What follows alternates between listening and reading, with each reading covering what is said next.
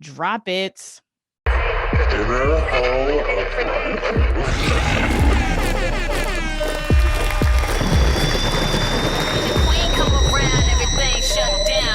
Welcome to the Inner Hoe Uprising, the podcast about sex, love, and dating from the perspective of me, Sam, one black, non-monogamous, pansexual, feminist hoe who lives in New York City, who is almost well-rested, but not quite, and whose pronouns are she, her, they, and them.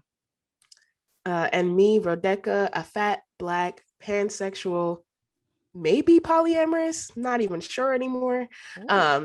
We'll see. Whose life is a series of coincidences that somehow landed her here. And my pronouns are she and they. And Akua, pronouns she and her, almost said they. She want to come to the home team real bad. Pronouns she and her, who is a demi-omnisexual who forgot that we did intros for this show. It's been a while. It's okay. My brain dumps it. Think of the SpongeBob. Dump everything that's not vacation. Fine dining.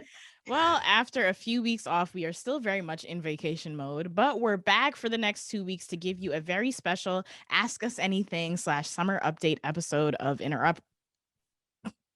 Inner Hoe Uprising, 2 episodes back to back, like that Drake song. Usually every episode of the Inner Hoe Uprising works like this. Myself and my lovely rotating co-hosts talk about sex, love, and dating as it pertains to current events in the world, our lives and yours. And occasionally we hit you with interviews with insightful folks or do deep dive episodes on a topic of our choice. But on today's episode and next week's, we'll be answering some of your burning questions about Inner Hoe Uprising. We'll be answering questions like, how do we maintain a good friendship while co-hosting a podcast? How did we all meet? Whom all is fucking, whom all is not fucking, and who was that white man? And much more. That is the burning question. Who was that white man? I also want to say that we do have a 4th co-host, Rob, but they are working for the next 2 weeks, and so you will check them when they get back. So yeah, all that and more. But first, the world is speeding toward hell in a handbasket. Am I right? Right. Okay. I agree. And I'm sure you're not taking that news lightly. So we got to talk about mental health because this podcast is sponsored by BetterHelp. So is there something interfering with your happiness or preventing you from achieving your goals? Is it perhaps the fact that you are living through a devastating major historical event every month or so? Yeah, we can relate to that. We can relate to that. We can also refer you to our favorite online therapy service to help sort out some of the apocalyptic feels that we're all feeling during these unprecedented times. So that service is called BetterHelp, and BetterHelp will help assess your needs and match you with your own licensed professional therapist. You can start communicating in under 48 hours. It's not a crisis line. It's not self-help. It's professional therapy done securely online. There is a broad range of expertise available, which may not be locally available in many areas. The service is available for clients worldwide, and you can log into your account at any time and send a message to your therapist. You'll get timely and thoughtful responses. Plus, you can schedule weekly video or phone sessions so you won't ever have to sit in an uncomfortable waiting room as with traditional therapy. Not to mention, BetterHelp is committed to facilitating great therapeutic matches, so they make it easy and free to change therapists if needed. It's more affordable than traditional offline therapy, and financial aid is available. BetterHelp, along with we here at the Inner Hoe Uprising, want you to start living a happier life today. You can visit their website and read their testimonials that are posted daily. And while you're at it, you can visit betterhelp.com/IHU. That's better HELP, and join the over 1 million people who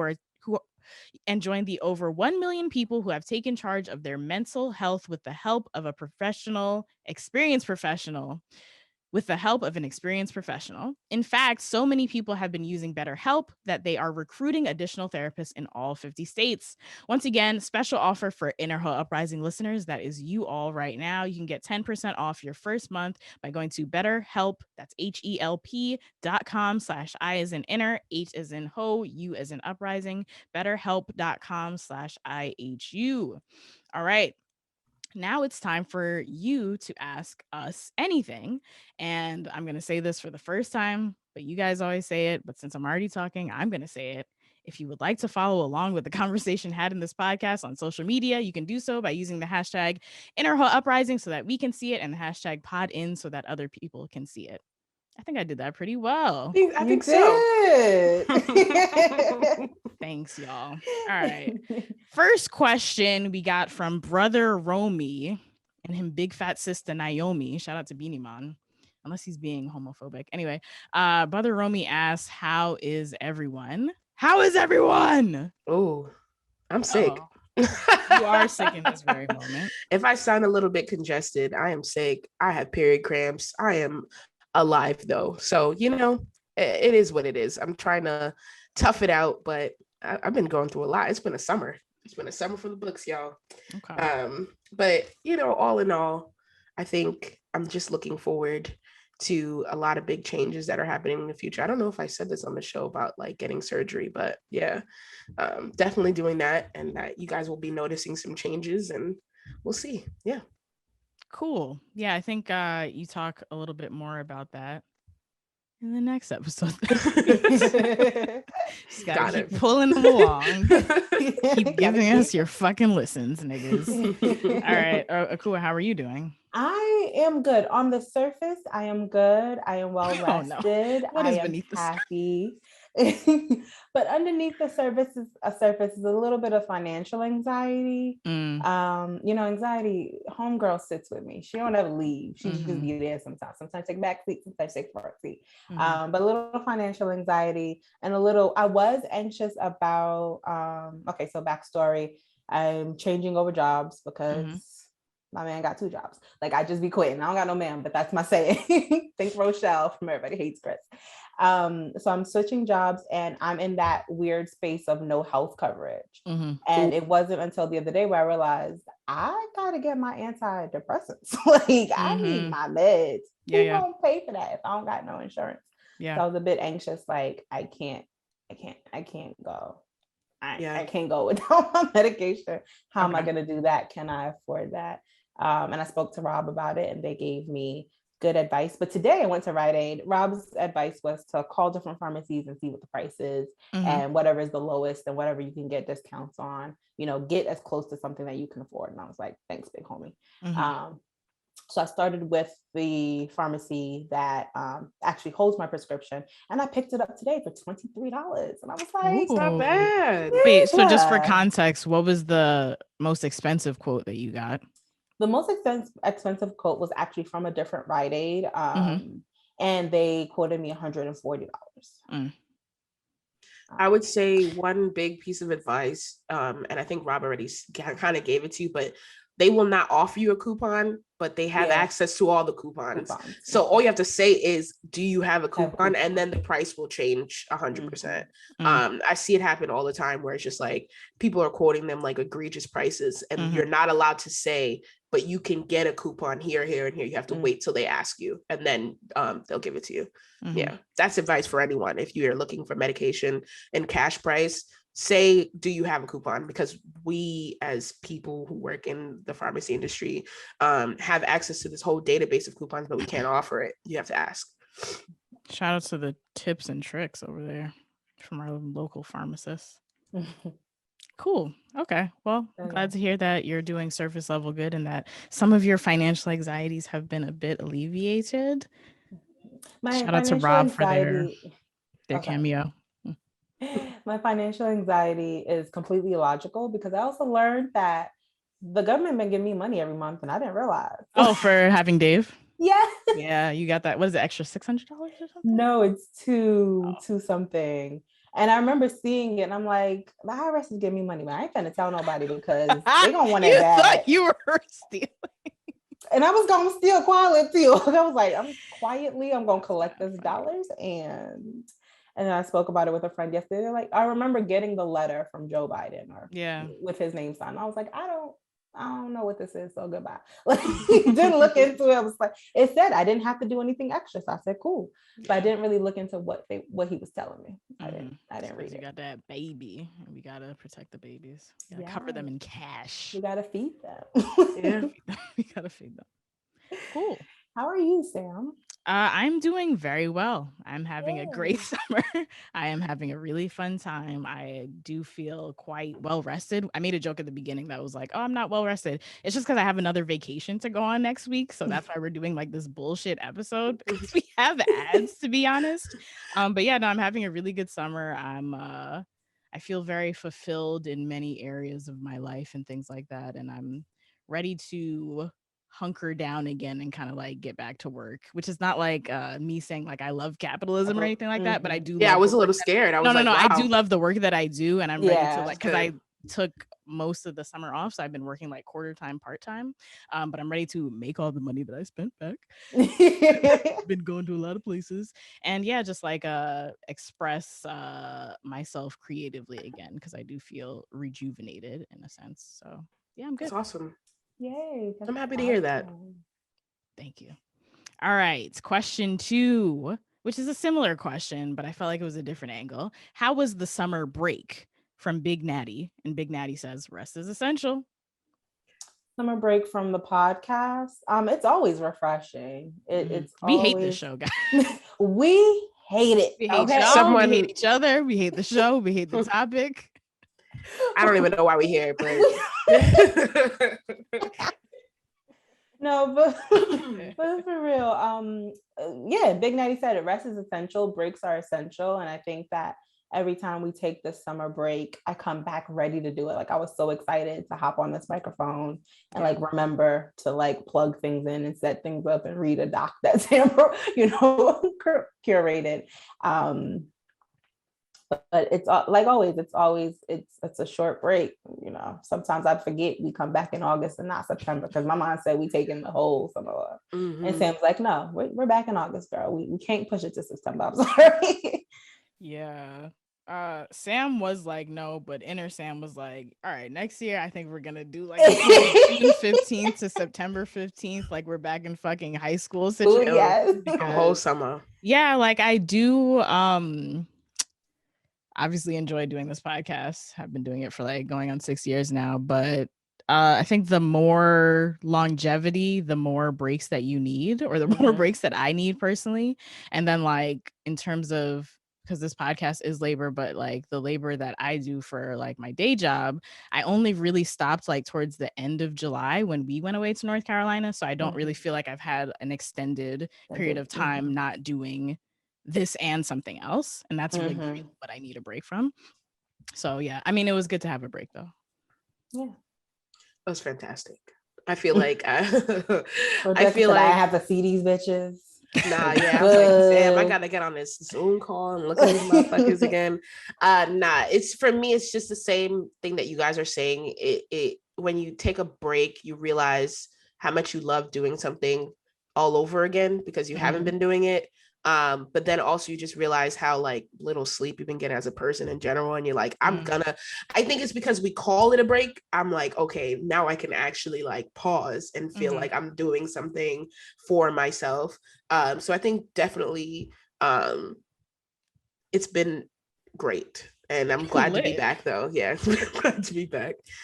And we took a vacation together, so that was nice when we all took a break, but then we were just like, let's take a break together, and that was nice. Yeah, I loved our vacation together, and I just want to ask, I know life is not feasible, but can our breaks also be a vacation together? Like I love like as a tradition. Yeah, I like that. Yeah, I mean, that usually I always had like trips that I would always want to take. Like I always like to take a trip with Kua and the girls from high school and stuff like that. I always would like to take a trip with like whoever I was romantically seeing at the time, and then I always wanted to take a trip with like my family. But now we have IHU trips. So now I need to, you niggas need to like pay more on Patreon, and I need to like move up in terms of how much I get paid. Because that's like 5 fucking trips. Bad different vacations. And I also want to start adding solo trips into my yearly routine of trips. So that's dope. PayPal. I'm still kind of. Oh, go ahead. No, go ahead, Rebecca. I'm still kind of like, it's so weird. Like I was a flight attendant, but for some reason, the idea of taking a solo trip is still so daunting for me. Because I would want to go somewhere like exotic or something, you Iceland, know. oh. Yeah, like, oh yeah, you know I want to go to Iceland, but we already said that, you After know, you so I recover, figured, nigga. yeah, I got you. Yeah, I definitely want to go That's to on the plan. Iceland, but I really want to go to Japan. I've always wanted to go, and it's Yeah. just one of those things. I always say it. I'm just like, maybe I should just go by myself. But it's just so intimidating. But I feel like it would be kind of liberating too. So maybe that is something I should try to really kind of go towards, and I will let you guys know about that and really talk about that because that'll be fun. It'll be a whole ass trip. I promise you that. I'm sorry. Did you say whole ass or whole? A whole ass and a whole ass. Oh. Both of them. Yep, both of them. I dig it. I'm a fucking fan. All right. So now we have question 3 from Rush He 3. That's kind of ironic. Anyway, Rush or Limbaugh? coincidental. Rush Limbaugh? Mm-hmm. No. Wait, who said that? Akua? Yeah. Do you know who that is? No. But it's the only name that came with Rush. This is what happens when you don't know white people. That is like an egregious racist man who also died recently, I think. I wouldn't know. Okay. All right. Rush Tree says, how can we all continue being hoes with COVID going on? Loaded question from Russ Tree. Are you purposely on mute, Rodeka? Oh. To not answer the question and be like, plead the fifth. I gotta go. I only fuck with vaccinated niggas, and I start. You gotta put that on the t-shirt. Gang. Okay, fully vaxxed. First of all, because we already got too many problems. If that's something that I have to like negotiate with you about, like we don't even do that. But at the same time, like still get tested regularly, still making sure that we out here not, you know, when I got sick, I was like, let me go get tested. I don't have COVID. I just got the flu. Not the flu. I just have a cold. Mm-hmm. But yeah, it's just making sure you're being safe and like vaccination first and having these conversations. Like I think at one point in time, for some reason, I was scared to ask people to get like COVID tested to like meet up with them. So I was just like, I trust them, blah, blah, blah. I don't know what that was about. But like now we all went through this. You're not about to sit here and tell me that you're hesitant to be tested or you haven't found. No, we're going to do this. And you already know the deal. When are you hanging around people who are sick? Are you doing it?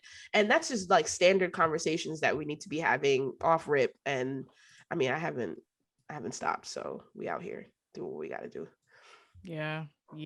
I think for me, vaccine first and foremost. But also, you know, there's like the fact that you can be around people who are not vaccinated, which that's a conversation that you need to have in your personal lives with the people who are around you who are not vaccinated. But like be mindful that even if it is you hoeing with other vaccinated people, you can still be like asymptomatic carriers or whatever, or breakthrough cases. So like keep that in mind when you're going towards people in your community who might not be vaccinated, you know. So either like don't do it, get tested, quarantine, mask up outside, all of those kinds of things. But yeah, I think it's still possible to hoe based on your level of risk, because at the end of the day, you're still taking a risk. But yeah, that's kind of hoeing in general. Yes, and we always, you know, advocate for hoeing responsibly here at the Inner Hoe Uprising. So I agree with everything they've both said. I've recently been talking to people and linking up with people, and it was so funny to me how like COVID testing just became a part of the "Are you tested?" conversation. Like, for all the things. And I noticed that and I paused and I was like, oh, this is funny. But also only really fucking with vaccinated people. And being mindful of my risk, because my son's not vaccinated. So I got to keep that in mind. Yeah. Because he's under 12, right? Yep. He's under 12. One of the cool things that I've witnessed during this whole time is that I don't know if other dating apps have it, because I don't use other dating apps, but Hinge has the vaccinated thing now. Yeah, they all do. Oh, they cool. all do. Hinge is the only one that I still have left because, well, I don't know if I need to get into this later or now, but getting back into the dating scene is not fun. And I don't, it's not like y'all haven't been saying it. It's not like I haven't been hearing y'all say it, but then I'm having a good time these days. You know, yeah. But I understand. Yeah. I think I tried a couple of apps and like, I've gotten a lot of the, yo, what's your favorite color? All right, cool. But what that mouth do though? Yeah, I've gotten a lot of that, and I'm just like, we're not having conversations of any kind. Like it's always the same roundabout. Hey, you look nice, but those lips look nice, and I'm like, wow, I'm gonna block you now. Thanks, we're having a good time. But I don't know. At the same time, I'm like also okay with that because it kind of made me go, I don't even want to be doing this anyway. I want to be chilling and doing all type of stuff. So it was almost like humbling. It was like, bitch, you know, you wasn't supposed to be on these apps anyway. You were supposed to be sitting at home, reading a little meta human book, trying to get higher and be like, I don't know. But yeah. Go inward. Yeah, exactly. So it made me delete all the other apps except for Hinge. Hinge has really quality people. I don't know what it is, but it's just like a different breed over there. So I was just like, let me stay on there. And it's been pretty good. We sound like fucking eugenicists. I know.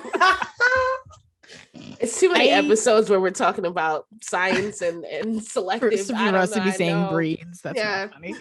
I think that Hinge, quick tangent on Hinge, I don't think that it has more quality people because I've seen some not so quality people on there. I think it has better algorithms. Like we were just talking about this on our Zoom hangout or whatever. Shout out to the Patreons. But like I went on a date with someone from Hinge yesterday who also fantasized about the apocalypse. Like that's a very fucking specific thing to do. Yeah. I feel like when you tell it what you like, it gives you what you like back, as opposed to other apps who are just like, here's everybody. I want to fuck you. Yeah. So what was the question again? The fact that we all got quiet and I was like, shit, am I the only one who doesn't remember what we were No, answering? it was we all answered. Oh yeah, we all answered. How to hold responsibly. We all answered. I said still on vacation. Trying, y'all. We are trying. All right. Okay. Fourth question. Rose from Concrete. Your thoughts on submitting to a partner in a relationship? Guy I'm seeing wants this. This is tough for me, y'all. I don't understand the question. Okay. To be fair, I think this was filtered through that Instagram questions thing, and you can only write but so much. You know, so sometimes some things gonna need some context. Feel free to DM us or just write in to ihupodcast@gmail.com. But like, are we talking like a BDSM thing, or is this like a monogamous black man wants me to be a submissive, docile woman foolishness? Maybe I took it as that.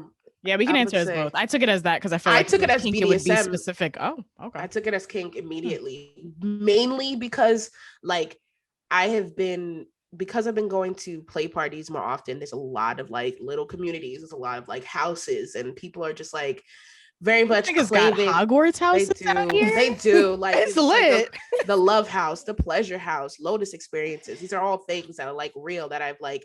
Everyone has their like groups and their members, and but a lot of people claim to be like doms when really they're just people who like to take advantage of people sometimes. And I'm just like, please don't do this. Like I've been very big on making sure you're vetting people and talking to them and making sure they're actually about this life as opposed to just saying it because they want to say it. So when I saw submitting to a partner, I was like, well, first thing is that what you want?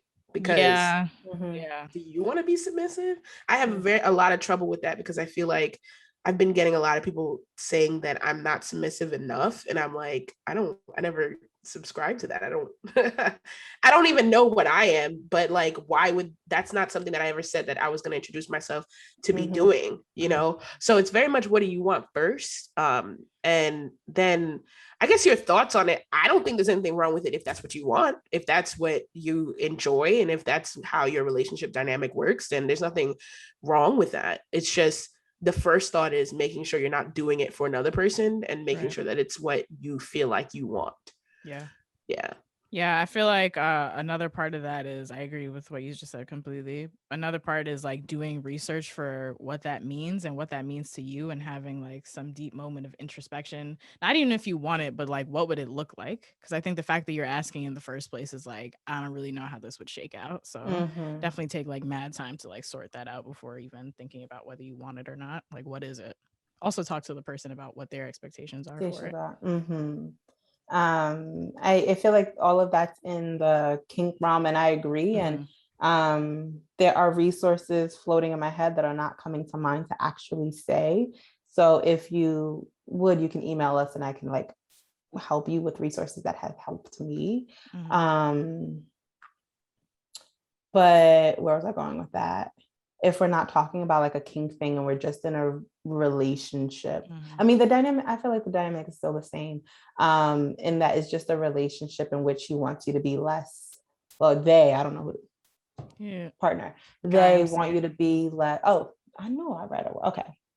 If he wants you to just be less assertive, like, is that him trying to exert dominance over you, to change you, to make you malleable?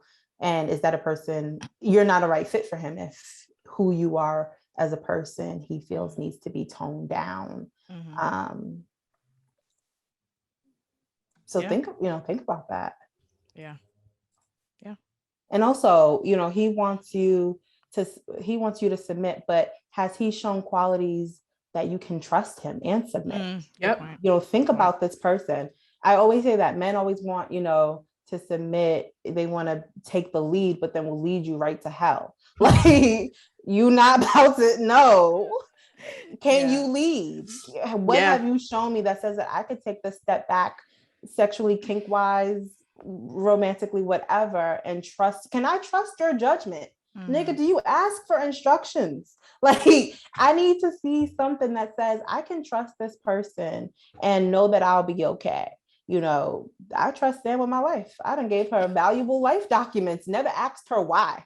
She was like, can I get a picture of your passport? I said, cool, here. Like, I didn't know what she was about to do with it. That did happen. Yes. If we were talking about this in the Patreon earlier, about the apocalypse and how me and Rodeka have chosen to sit and die. But, if I had chosen to put up a fighting chance, who would I be with? Sam, and those are qualities, though she's my friend and not a partner, those are qualities I'm going to look for in a partner who I want to submit to. Can I trust you? Can I trust your judgment? Can I trust that you will not abuse me? Yeah. That's a super huge deal. I'm gonna tangent a little bit. I was also thinking about this surprisingly and ironically yesterday, because I matched with this guy who's a dom and he's looking for a total power exchange kind of relationship. Really wants to collar and have like a slave, like a full-time service sub. And I was like, this sounds interesting, but can I do it? Like, me? Can I do it? And it's good that you're asking yourself that question, because some people would just hop on and be like, oh, this sounds fun. You check yourself first. Like, can I be this person for them? Yeah. So then I was doing my Googles, because I was like, I need to figure out, what this actually looks like in theory. And I was thinking about the conversation we had with the 24/7 slave. I'm remembering how like parts of that sounded good, but realizing it was just that there was actual care in that. And that as a Black woman, I don't experience care from my partners in that way. Like, I remember a question we asked was like, so if he told you to put on a bikini in the middle of winter, you'd have to do it. And she was like, yeah, but why would he do that? Like, I'm his property. He takes care of his property in any way. And I was like, whew. But like, knowing that like truly in a healthy dynamic like this, there isn't abuse because they can. And also, in something that I was reading, is that the power totally comes from the sub, in that this person also has a need fulfilled in dominating. I don't know about complete total power exchange, because then you kind of like give up all of that. But when we think about partial, like, what happens is a part of your boundaries. You get to set the flow because you are the sub, and anything that they encroach past that is abuse, So there is power in that, but nonetheless, do your research, do your Googles, sit and think about, the information you're gathering and see, does it fit? Like, can I see myself trying this? Can I see myself doing this for you, not for this person? Yeah. Great answer. One last thing that I would add is all of the stuff that Akua said, and then like constantly check in with yourself. Yeah. Because you might feel like, oh, I'm ready now. And then some shit happens and you're like, oh, I got to reassess this. So yeah. And things come up, what we think about something going in changes as we're in it and navigating. And it's like, oh, I didn't even expect this. Now that this is in play, what now, Yep. All righty then. Well, coming up, how did we all become homies? But first, sometimes it rains on your birthday. Sometimes the line for coffee wraps around the building. Sometimes gas goes up 10 cents. Sometimes life stinks. But the good news is you don't have to, because Native has your back. Whew, I was about to say, definitely does. Native cares about the products you put on your body. They're about stopping the stink the right way. That's the Native difference. You probably already know about Native's legendary aluminum-free deodorant, but have you tried their body wash, toothpaste, or their brand new mineral-based sunscreen? Yes. Native now has broad spectrum SPF 30 sunscreen for your face and body. It's lightweight, absorbs quickly, and you can choose between unscented or coconut and pineapple. Ooh. You know, it always sounds good. I'm not even And it mad. always smells good. Yes. Native's on a mission to overhaul your entire hygiene routine by putting the care in self-care with products carefully made to work against odor that are made with simple ingredients and smell great. You can get their deodorant and body wash in amazing scents like coconut and vanilla, citrus and herbal musk, lavender and rose, and more. You can even build your own personalized product bundles, mix and match 3 of your favorite scents, and keep them on rotation so you have something for every occasion.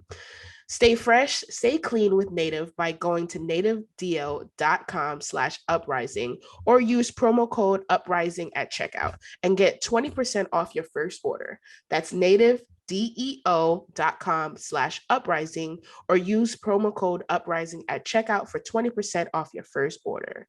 And just so y'all know that it's not even a joke. It's not a game. There's It's always something within reach. It's We all. don't It's not a play. game. When we went on not vacation, a I was We all- laughing because we went into the bathroom and everybody had Native. I had my body wash. It's not a game here. We love Yeah, Native. it's a fucking real deal. Many a times in this hot ass summer, hottest summer of your life so far. I've Been out here like, went for the yes, hug. Oh, you good. smell good. Natural Went in as I deodorant, walk- nigga. It's natural deodorant. It's natural. Yeah, that's facts. No. All right, let's get back into questions. The first question, which I feel like diverts a little bit from the second question, is how did y'all meet? And then it's why are y'all so great? But we're gonna cut off that part because we were just boys, baby. We out here. We just But I would like the how did y'all meet stories, and then when everybody felt like they became homies stories, because that's a different thing. So first, how did y'all meet? well, we all went to high school together. Cool. But I knew you before high school. Yeah, Sam has this story about knowing me before high school. I don't remember life. So. We went to the same elementary school and the same middle junior school. high school. I remember our brothers know each other. Yes.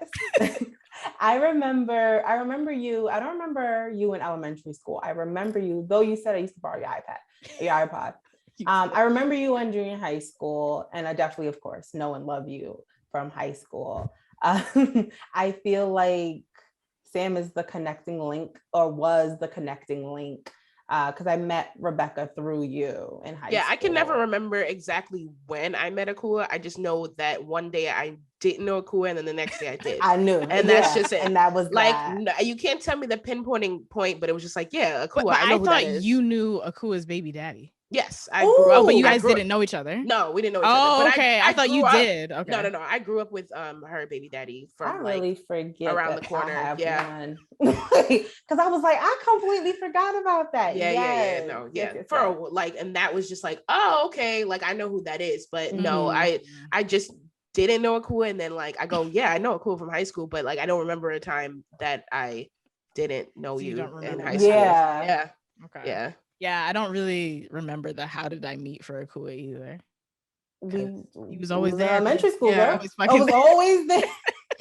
And then we were just always hanging out. So it was hovering in the background. Yeah. How did we meet, Rodeca? I love this story. It's so funny because I feel like it's always, I always say the same exact way. Now, first day of high school, I think it was the first class, and it was just like, okay, the English, and there's like, there's this person here, and then it was like the whole first day, like science, 4 classes day, science together. Yeah. Oh, what was the last class with B-Rye? I cannot remember. I think that was social studies. I don't know, or some shit like that. It was like core classes. That's a B-Rye, nigga. Yeah. Did I tell you I matched with him on a dating app once? I was like, on a dating app. There you go. I was like, man, I didn't go anywhere. Like I wasn't playing back then. I'm not playing now. But anyway, shout out to B-Rye. I was still fuck you all day, nigga. Bro. Yo. What's good, Brian? What's good? But we like, it was like at the end of the day, we saw we had like 4 classes together. It was like, nah, like we have to. And then we just did. And it was, and we had some very similar sensibilities. Yeah. And stuff like that. Yeah. So, because there was other niggas who were in every class. But that's true. But it just felt like hitting the same way. Yeah. And then it's just been like that since freshman year. So yeah. I think I would say that I've gotten way closer to Akua in this past trip because me and her were like just chilling in the backseat. Like, what's your favorite color? What's going on with you? Just like really just Akua just says wild shit that is fucking hilarious. Akua does say wild shit. Oh my God. Yeah, so for context, this past trip, we rented a car, Rob drove. I don't know why y'all niggas put me in the fucking direction seat because I wouldn't know how to get to my own house if I turned the fucking corner twice. But I don't know how it turned. I And always sit in the same seat in a car. And this is something that is a fun fact. I sit in the same seat in any car because statistically it is the safest seat. And also I kind of screwed all y'all. Was like, this is the safest seat. It's behind the driver. So I was like, I always sit there. Good to know. Yeah. And we actually set you up for that, Sam, because Rodeka would sit in the back and I know she has like auto-related trauma. So I was like, all right. Mm-hmm. And then I didn't want the labor of navigating and being so hyper vigilant as someone else drove. So I was like, I'm gonna get my ass in the back. And that left you, sis. Not set me up. Yeah, set you. And I was like, I'm not doing that. I'm these niggas. They really be your own fucking niggas. So we were in the back the whole time and we were just chatting it up, like just getting to know each other all over again. And it was really nice. So I think not that you weren't always the homie, but for sure, definitely us time that was like, I don't think we really get a lot of just me and Akua time. Yeah. So it was just me and her talking like the whole time. And I really feel like we got like exponentially closer during that trip. And I do want you to know that was also intentional. Oh, good. I do that. I go on trips and I'll isolate the person I feel I need to get closer with. And then I make it my mission. Akua don't spend no time with me. I'm tired of her. I'm tired. I know too much. Like, come on, man. We already done this. I need a break. But no, so I isolate the person I feel like I need more time with, and then I make it, I want to know you. I want to feel close. I want to feel like we are not, just podcast hosts that also know each other through Sam. Like, you my nigga. I want that bond. I felt that. And I appreciated it. So yeah, for sure. That was like a good growing moment for us. And then like lately, Sam, I don't know. I haven't really been feeling your dog. So it's like, I'm just kidding. What the fuck is going on, son? What? We tied. Anyway, me and Rob met through a mutual friend at the time. I think I was in high school. Yeah, I was in high school, and Rob, the friend, had a crush on Rob, I think, or they had a mutual thing going on. But yeah, and now they don't. And me and Rob. Shout out to that person though for introducing me to Rob. And me and Rob became homies. So I used to date one of Rob's best friends, and we would just always be in the same space at the same time. So me and Rob just eventually like grew to become friends with like similar interests and personalities and things like that over time. So that's like when we became homies. What are y'all's Rob stories? I was just about to say for me and Rob. So me and Rob for a while swore that we had met on the first day of recording. And then I think we just saw a photo and was like, is that you, my nigga? Like we spent the whole night together and did not realize, but we did realize afterwards. It was like, oh snap, we met on the line. And I thought Rob hated me. We rehashed this whole thing on the trip as well. And then Rob was just like, I didn't hate you, son.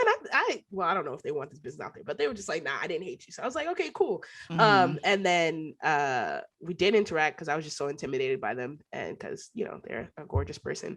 And now we are cool. Like we built terrariums together and I love their dogs. So, it's a good time. Yeah. I just want to say I did that. Even before the podcast, I am still the reason that you met. So that's true. You are the string that ties us all together. I'm the plug, as Future said. It's a lot of y'all niggas who would be high and dry on the friendship chain if it wasn't for me. All right, anyway. And see why we tied your ass. This is it right here. You give this bitch an inch, she want to take the whole mile, the whole cord. I met Rob through you. I don't know exactly when or how. It's one day, like Rebecca said, one day I didn't know Rob, and then I did, and that was life. Yeah. But that's my negative. Yes. All right. So does that answer both how we met and also how we became homies? Yeah, I think so. Okay. Cool. Covered. All right. Next question. How has it been navigating your respective friendship dynamics while recording a show together? From Casey Olivia.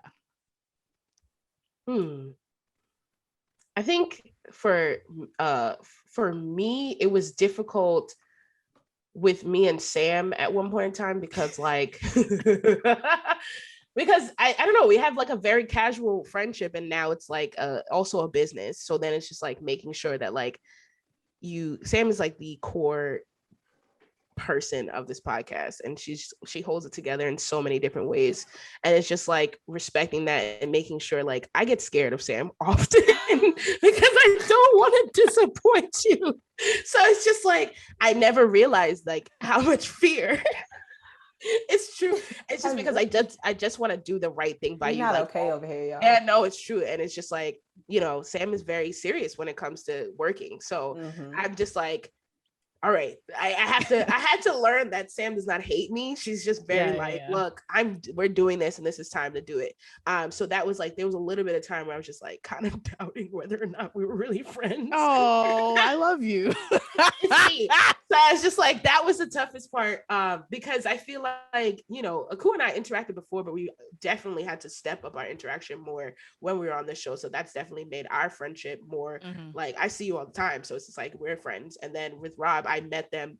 I don't care what anybody says. I met them on this podcast. So like, that was the beginning of our friendship. So for me, the biggest like having to maintain a friendship dynamic, kind of go back, was with Sam because we were friends before that for such a long time. And it was just like, okay, is this friendship strong enough to hold into this podcast? And it definitely is. So there's also some interesting nuance there between you and I, because like me and Akua like stayed close throughout high school, and me and Rob were like getting close after high school and stuff like that. Like I feel like we were becoming not people who knew the same person, but like actual friends outside of that relationship. But you and me stopped talking for a little bit, and one time you said something very rude to me in college. I did. I don't even know why. It's okay. You were going through shit. Yeah, and I was going through shit. And then, but yeah, we like drifted apart for a little bit. So like this podcast was like also what brought us back together of a new friendship, and then also just a whole different dynamic because now we're like partners in creating content. Yeah. I think it was really a surprise for me even getting asked to like try out, because I was just, it'd be great. Oh, really. So, but for me, it was just like, oh shit, I get to like interact with Sam again, and that's when it was just like, all right, well, we're putting all of this to the test, and it kind of I feel like since then we've got to know each other all over again in different ways, and it's definitely been nice for sure. I feel like without this podcast, I don't know if we would have gotten to the depths of conversations as naturally as we did, like having these conversations and just really deep diving into stuff. So yeah, love it's you. been cool. No, I hate I you. love you. Don't kiss me ever again. That's also how we maintain our friendship. I pretend to kiss Sam and then run away. And it wasn't a pretend kiss. I did kiss her. It was very disturbing. I'm sorry, guys. Akua, how about you? I had a whole answer and then it just like flew out my ears.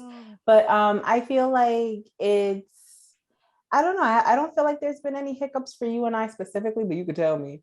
But one thing I've definitely gotten to see a different side of Sam in podcasting, and that there is the Sam I knew before was, I don't want to say carefree, but we were much enjoyment. We were friends. There wasn't anything to like really be serious and hunker down about. But this bitch don't play when it comes to her work. Like she's about deadlines and like it needs to get done. So kind of seeing that, it has given me of course, even more well-rounded picture of the Sam that I love, and remembering to navigate that. Like I also had to get in that headspace and know that this is important to you and it's important to me. And yeah.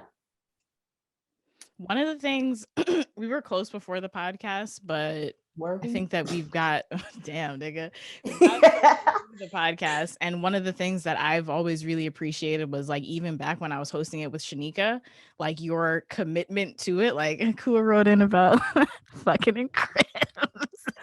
Oh, child. And just like all of her host stories under obviously like a pseudonym or whatever, so you won't be able to track it back to. But like a lot of those initial stories were Akua. And when I was like looking for co-hosts, you were very like, I not only want to help the podcast, but I want to help Sam. And I was like, this bitch, like, I knew she loved me, but this bitch really like loves me and like fucks with like the vision. And like a huge part of me and being me is like my work and my creativity. So anybody who's like nurturing of that is like, oh my God, wait, you actually do. I do. Yeah. I know I say it 55 million times whenever we're together, but just for you to know, I do. Like, I want you to understand.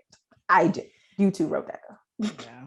But I also want to say that like something that was, I don't want to say strange or weird for me, was that in the very beginnings of this podcast, it felt just disjointed. We were all people that came together for this, for this podcast, and were linked through Samantha and really didn't know each other, but we always felt so comfortable sharing such deep parts of ourselves with each other in a room, but then also on recording for all y'all listening. But sometimes I would sit down like, they really just said that, and I'm here. Like they trust me. Yeah, I feel like the chemistry has always been pretty good. Yeah. Which I don't know how that happened. That was something where like from day one, we would just be, and I wouldn't realize until after I was done, I was like, oh snap, like I just told all of that. And it's to you guys, but then also always like, oh, there's people listening. So, but it just flowed so naturally from the beginning for sure. Yeah. There was never anything that I felt I had to hold back from y'all. Yeah. Yeah. I also feel like I've gotten closer with all you guys through the podcast. I feel like that way about Rob too. I feel like y'all would probably agree, since we didn't know them. We didn't really know them that well prior. Definitely. Yeah. All right. Anybody have anything else to say for that one? No. All right, let's go to question 4 of this one. This is a big one. How can we better manage and maintain friendships when we see our friends engaging in unhealthy patterns and relationships?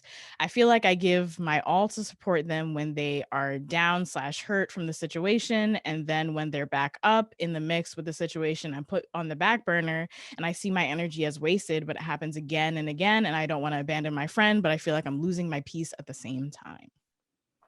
Oof. That is a loaded question. Does anyone want to go first? I was gonna say, I've been the friend that has put people on the back burner when things are going on with me, and then come back like, hey, how are you guys doing? I've been gone for like a year because I'm wrapped up in something. I think it's also a lot of the onus is on the friend to realize and stop that pattern. Like, it's not fair to always put your friends on the back burner or put them through certain things and then expect them to just kind of like go with the motions, because that support, you can't take that for granted. It's one of those things where I know it's probably hard to be the person who's like, okay, you asked me this advice and I gave the advice and this happened, and then you're surprised.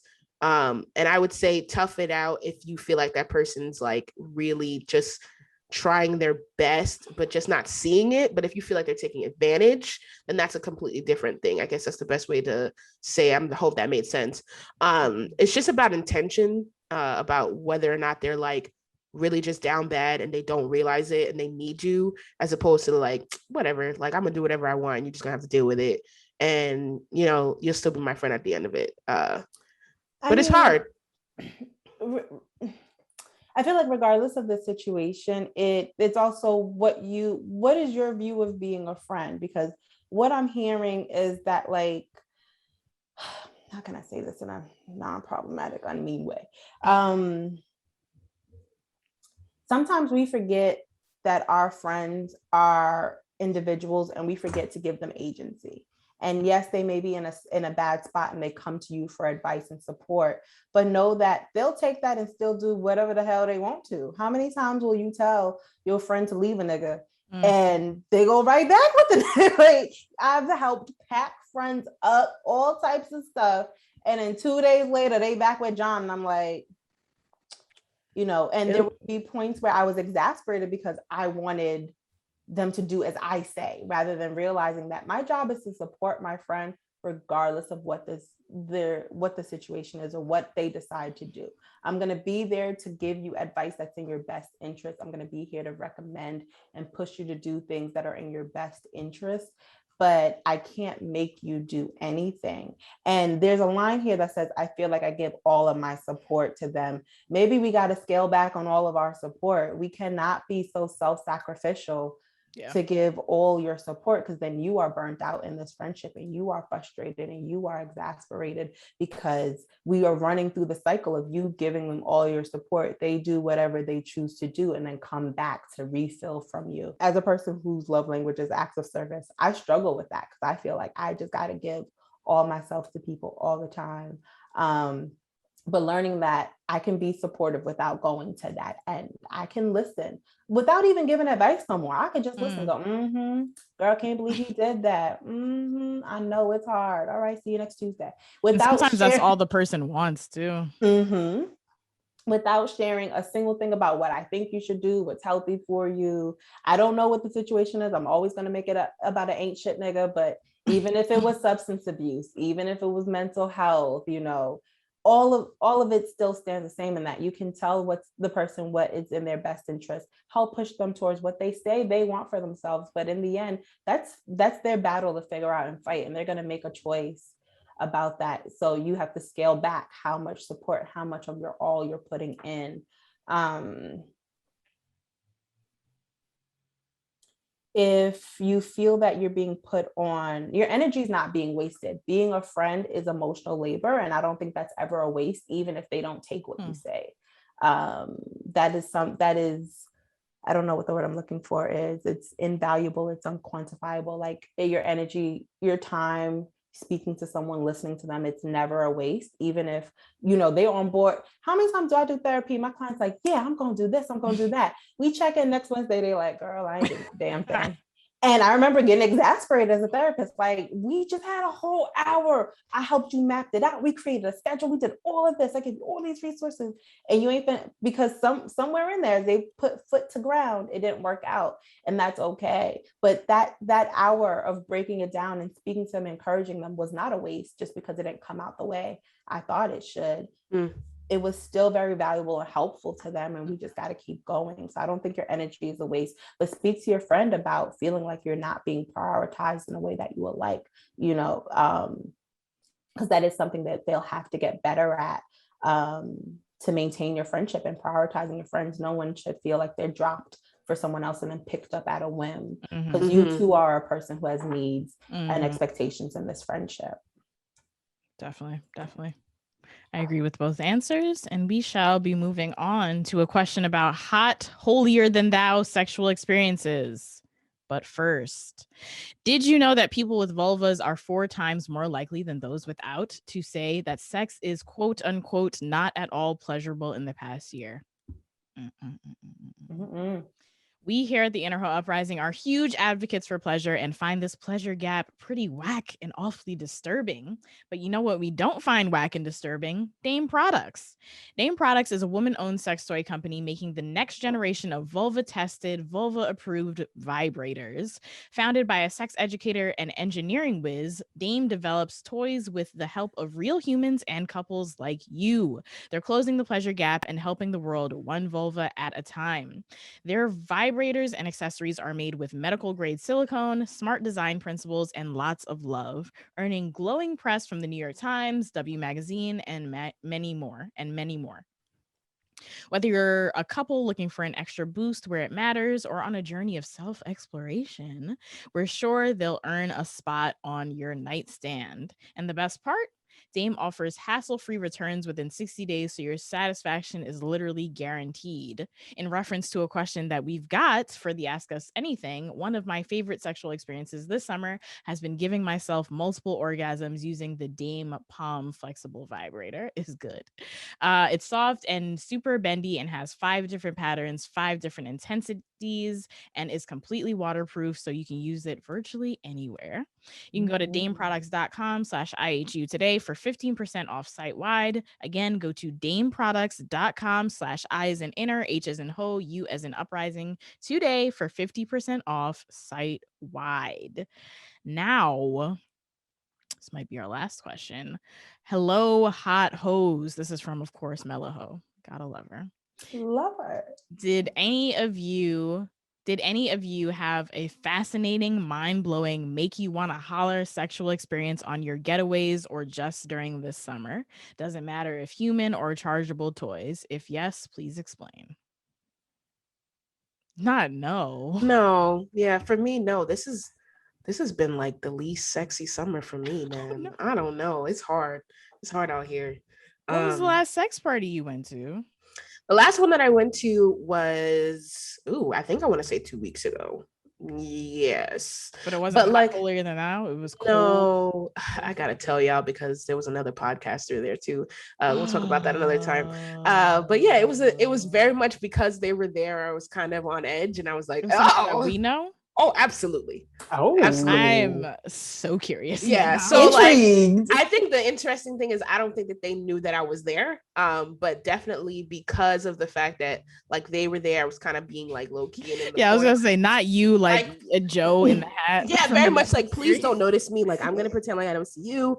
And then like when I did try and do something, it was very much like it's nerve-wracking. I don't have a penis, so I don't know what that's like, but I know very much like performance anxiety is a very common thing. People usually like pop Viagra's before they do a play party like it's hotcakes, because it's just like a lot of the time the pressure of people watching you or just being in that environment.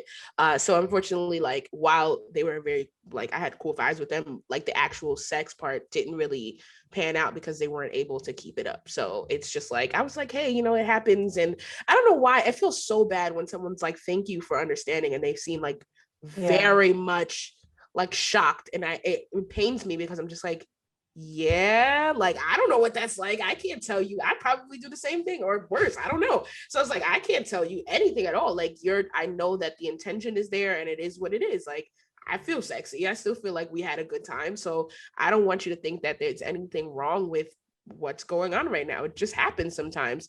And so it's been a lot of that actually. So it's been just kind of talking to people through stuff, but no like mind-blowing more orgasms for me or experiences. Damn, son. But that magic wand still be hitting over here. So regardless, we go nut over here, okay? So this is new to y'all ears, not just y'all the listeners, but y'all the hoes. I ain't tell no one. So your girl got some dick the other day.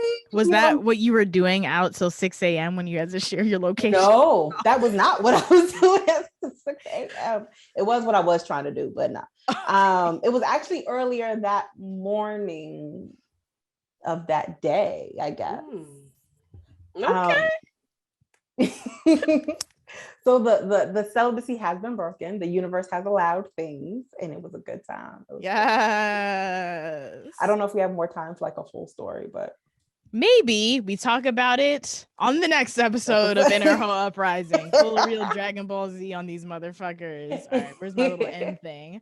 Okay, yeah, we're gonna leave it there for this episode. Stay tuned for next week to find out more about summer updates from IHU, how we set boundaries with listeners, balancing a podcast with personal life, questions about romance, grief, who Akua fucking, who Sam not fucking, all these kinds of things and more next week. And if you would like to follow us on social media, you can do so at Inner Hoe Uprising without the G on Twitter, Inner Hoe Uprising on Instagram and Facebook. You can join our Facebook group by searching Inner Hoe Uprising, CUMMUNITY, and head to innerhoeuprising.com to pay a hoe. Your personal. Oh, I was like, what am I supposed to be doing? My personal Instagram is The Darkest Timeline. I also made another Instagram because I guess we'll talk about it in the next episode, but I'm getting surgery and I wanted to not have my regular Instagram be flooded with stuff like that. So if you want to follow that journey, it is Becca Bounces Back _.